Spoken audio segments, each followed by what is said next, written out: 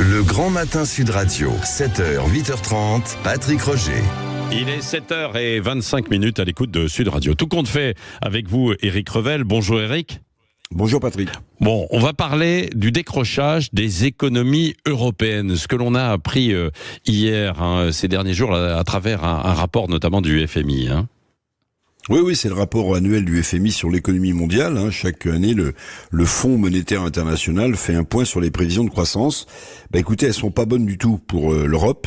Elles sont assez calamiteuses pour l'Allemagne et la France. Imaginez que le FMI prévoit simplement 0,2% de croissance en Allemagne et 0,7% seulement en France. Bon, c'est l'épaisseur du trait. Inutile de vous dire qu'avec des taux de croissance sous le 1 point, il est difficile de croire à la réduction du chômage. Il est difficile de croire à des recettes fiscales en hausse susceptibles de réduire notre déficit budgétaire et donc de tenir les promesses du gouvernement. D'où l'alerte, d'ailleurs, je ne sais pas si vous l'avez vu hier, dans le Figaro, de Pierre Moscovici, le premier président de la Cour des comptes, qui n'a pas été avec le dos de la cuillère, puisque Moscovici estime que les prévisions du gouvernement sur le déficit manquent de crédibilité. C'est une attaque sévère et assez lucide de Moscovici. Oui, absolument. Qu'est-ce qu'on peut en dire de plus alors sur ce décrochage, quoi ? Le décrochage, il est dû au fait que la croissance patine un peu partout en Europe, que l'Allemagne, qui est le premier partenaire économique de la France, a connu une récession, et que évidemment cette récession a des impacts et a des prolongements sur l'économie française qui est en pleine difficulté. Oui, c'est ça. Au même moment, Éric, la Chine reprend un peu des couleurs.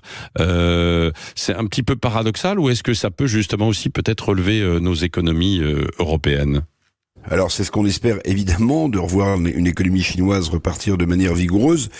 Pékin, ce sont les statistiques chinoises, annonce une hausse de son PIB de 5,3% au premier trimestre. C'est une surprise inattendue, inattendue tellement les inquiétudes pesaient sur l'économie de l'atelier du monde, comme on nomme souvent la Chine.